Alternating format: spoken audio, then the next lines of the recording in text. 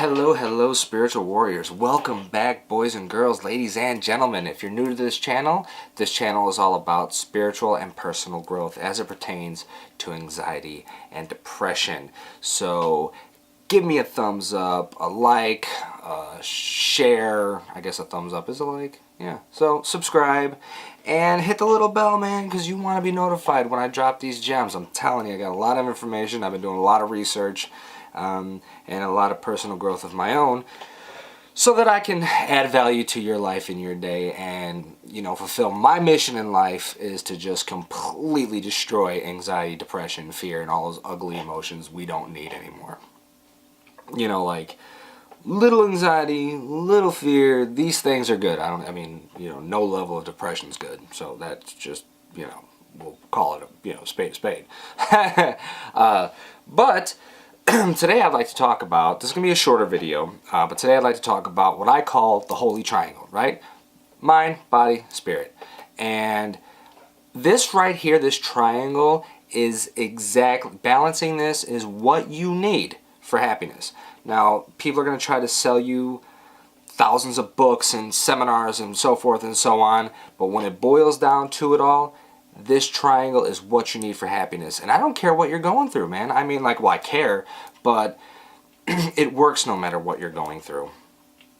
A lot of people are suffering from illnesses and so forth, and, mental anguish and trauma, and bad things have happened to you, and, that's awful. That is truly awful.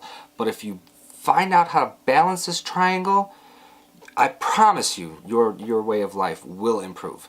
And I'm just going to, I'm not going to gild the lily here. I'm just going to go straight in for it and tell you exactly what you need to do to help in all areas. Now, am I going to cover all of the things that you can do? Of course not. This video would be 4 hours long. But I am going to give you the basics and it will help. All right, trust me. So first we'll start off with mind, right? You got to feed your mind.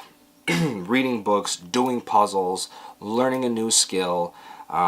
These things are just vital, absolutely vital.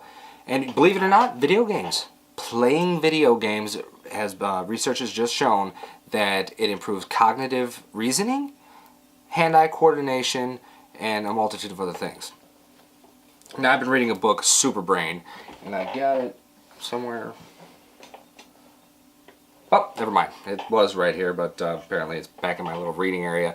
But Super Brain by Dr. Deepak Chopra, who's a medical doctor, and Dr. Rudolph Tanzi, who is a PhD in neuroscience. Both of these gentlemen are just remarkably intelligent, and they provide great information. And if you can, I highly recommend getting that book, Super Brain. It's incredible. Just the vast leaps and bounds that they're making with the mind and brain in particular. Because, the brain and the mind, two different things. Your brain is a solid physical thing. Your mind are your thoughts and so forth. But yeah, getting back to how to improve your overall mind. Just like anything else, you use it. You use it to figure things out, to learn. Learning new skills is probably the most important thing you can do because it keeps your brain firing. It forces your brain to build new synapses and new connections, and that'll keep it young and healthy. And reading is great. Reading does wonders for memory and information retention. So definitely do that. Definitely figure, puzzles and stuff. Those are great for your reasoning ability and building up that. And keep using it. It keeps getting stronger, just like every other one. And so moving right on.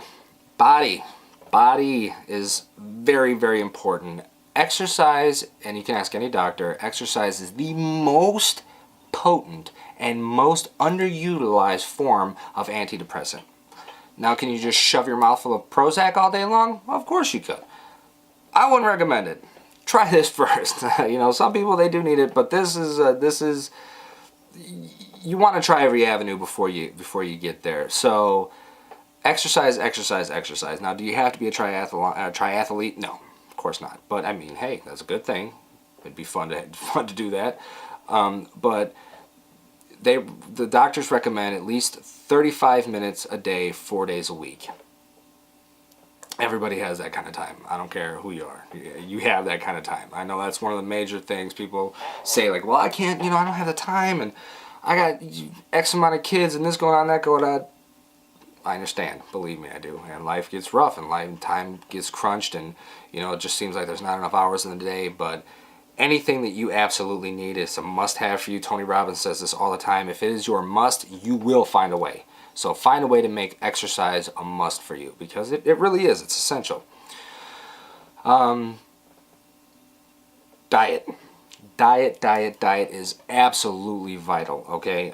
And because the strange thing is, the healthier you are, the better your body is equipped to deal with nasty food. So, if you exercise and you eat well, those cheat days will mean a little more to you, and you're not pounding back cake and pop and all that and garbage and nastiness. You don't want that all day long. It's no good for you. Now we're in a heart disease and diabetes land. Nobody wants to go there. So what you want to do is try to cut back on heavy foods. You don't want things that are loaded in fat, trans fat. A lot of people in the spiritual community say that going on a vegan diet is probably the best thing for you. Me personally, I'm going to do a video on that whole thing later on. I don't know how much I buy into that whole thing. I don't eat meat as much as I used to, but I don't know. I might actually try going on a vegan thing. I don't know. It's something to think about, because I don't necessarily like the damage it causes to the earth, and it's not the best thing to put into your body, but neither here nor there. But anyway, the main thing is if it comes out of a can, a bag, or a box, sometimes out of a bottle, don't eat it or drink it. It's no good for you. What you want is fresh food. Fresh food. Try to go organic if you can, and I understand that it's a little more expensive, but again, one of those things. If it's a must, you will find a way. Moving right along to our third little corner of the triangle, spirit. Now this is my area. I love it. It's a little harder to balance because, not a lot of people believe, in any kind of the soul or religion. A lot of people don't have that. But even if you're not, even if you are an atheist, or, you're not sure, faith is important. Faith in anything. Faith in something. The fact that you believe, that belief is what spiritualism and being a spiritual person is all about. Having some faith in something and believing in something higher than yourself. Even if it's a purpose. Just having that faith that things are going to get better, and things are, there is a higher power and a higher purpose and a higher calling for all of us. So how to help that is pretty much you want to get a little quieter on the inside. Stillness of the mind, stillness of the insides. Things that help with this: yoga, tai chi. If you play musical instruments, that's also a great way. Meditation. If you can figure out how to do any of these, and there are, in every major city that I've ever been to, they have classes on all of these things. And if you are not, if you live in the middle of nowhere, there is still a way to learn. You can go on Udemy. If you don't want to pay for it, YouTube is a great source for all kinds of information. You can learn anything from YouTube. So yeah, that's it, man. That's all I got today. I told you today was gonna be a short video. I do have a lot more things coming up, so look forward to that. What else? Yeah, that's about it.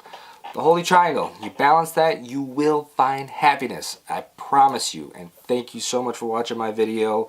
Tune in next time. Like I said, I got a lot of great stuff coming, and a lot more recommendations and a lot of techniques that I've learned. So, namaste cool, y'all. See you soon.